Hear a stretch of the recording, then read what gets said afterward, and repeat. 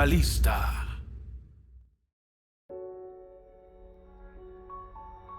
Voy a morir. No sé si aguantaré mucho más aquí. Ni siquiera puedo mantener el pulso firme mientras escribo esto. El 2 de enero, justo cuando el reloj de mi muñeca marcaban las 12:03 del mediodía, un ataúd transportado por varios hombres llegaba al cementerio de aquel pequeño pueblo. El ataúd que bajaba hacia la tierra portaba el cuerpo de Doña Clara, una de las vecinas más queridas del lugar, fallecida la noche anterior. Todo el pueblo había ido a despedir a la anciana, incluido el orondo dueño de la pensión en la que me alojaba, don Jorge, que me pidió con mucha insistencia que lo acompañara. Ya verás, estará todo el pueblo para despedir a la gran mujer.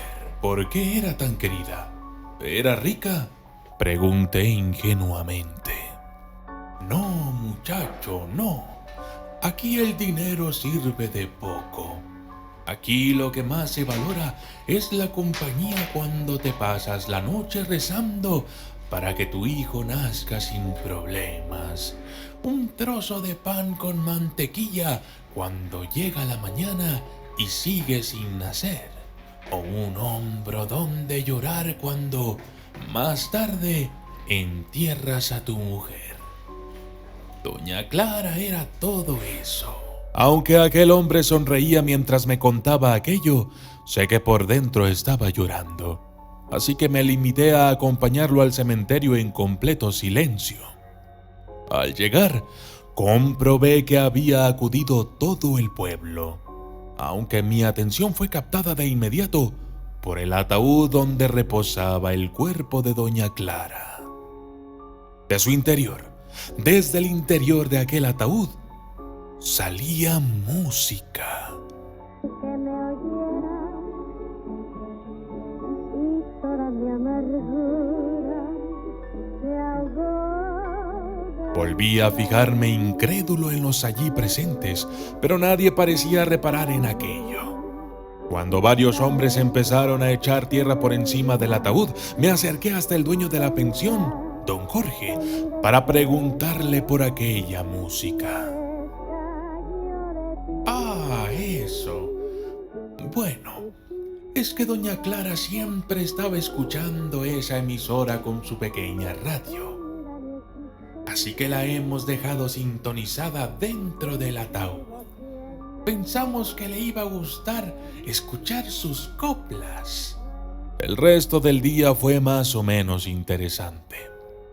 En la comida que se organizó en la plaza, pude conocer a varios vecinos, algunos de los cuales me contaron historias que, a mi pesar, no creo que me dé tiempo de contarles. Bien, sobre las 8 de la tarde, cuando la noche se apoderó del pueblo, todos regresaron a sus casas, así que yo puse rumbo a la pensión. Al entrar en mi habitación, me di cuenta de que no llevaba conmigo la llave del coche de alquiler. Pregunté al dueño de la pensión si la había visto por allí, pero después de un rato buscándola juntos, nos dimos por vencidos. ¿Estás seguro de que la llevabas esta mañana? Más que seguro, dije. La cogí por si me decidí a darme una vuelta por el monte. Maldita sea, mañana tengo que irme a las 7. Pues como no deshagas los pasos que has dado... Mi mente se nubló con la idea de volver al cementerio de noche. No soy de los que creen en historias de fantasmas y apariciones en el Camposanto, pero de ahí a que no me importara ir un día como aquel. En fin, don Jorge me dijo: ¿tienes miedo de ir al cementerio? Si quieres te acompaño.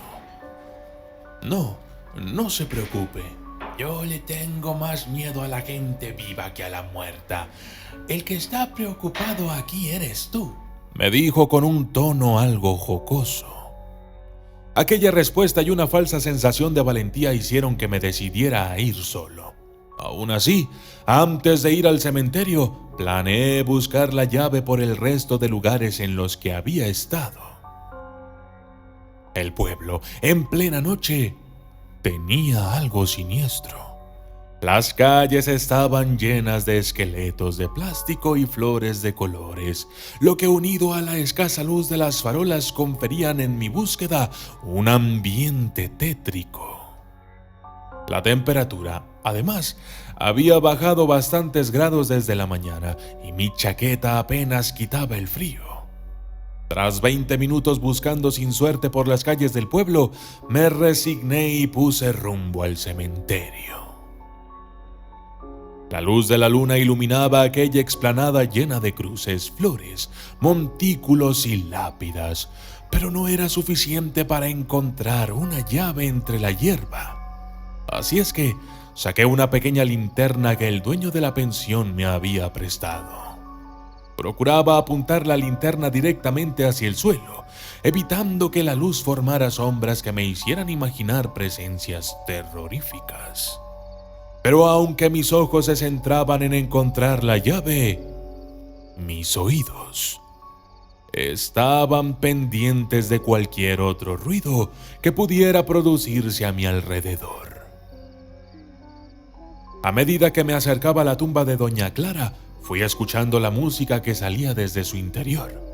Aunque por la mañana me había parecido un detalle gracioso, escuchar en plena noche y rodeado de lápidas aquellas coplas antiguas no me hacía ya ninguna gracia. Cuando estuve al lado de la tumba, encontré al fin la llave del coche. Estaba en la hierba junto a mi pequeña libreta de notas que no había echado en falta hasta entonces.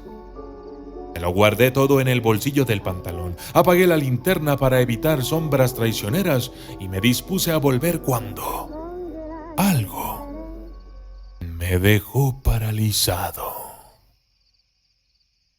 En el momento en que le di la espalda a la tumba de Doña Clara, la música empezó a entrecortarse como si hubiera interferencias.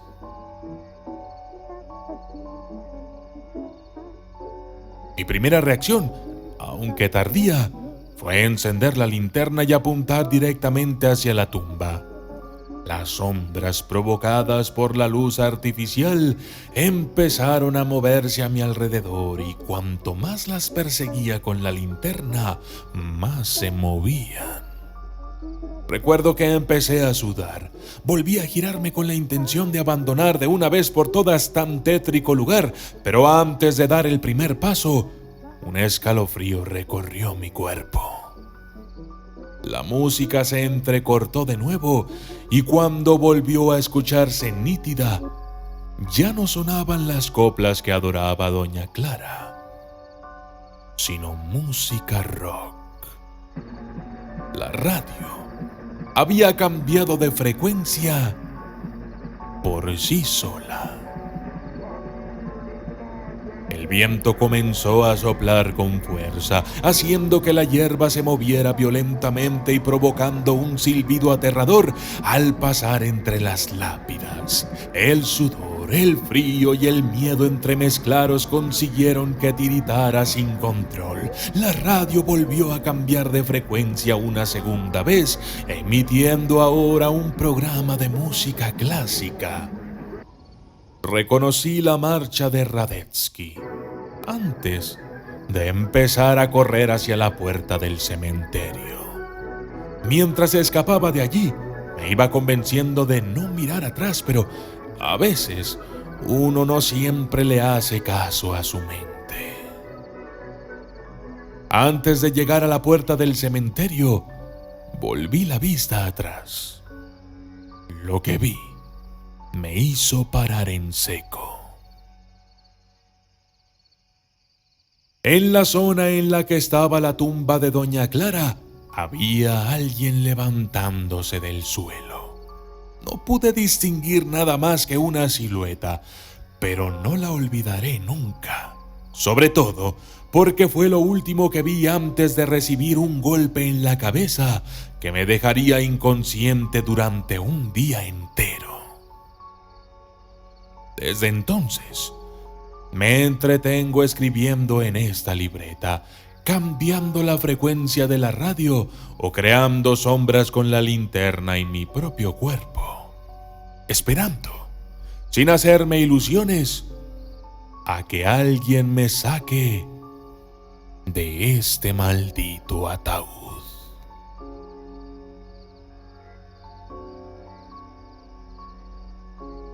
Yo soy el documentalista y esto fue La Copla Enterrada. Saludos especiales para el creador original de esta historia, Chema de Aquino. Si quieres conocer más sobre él, he dejado un enlace en la descripción. Gracias y hasta la próxima.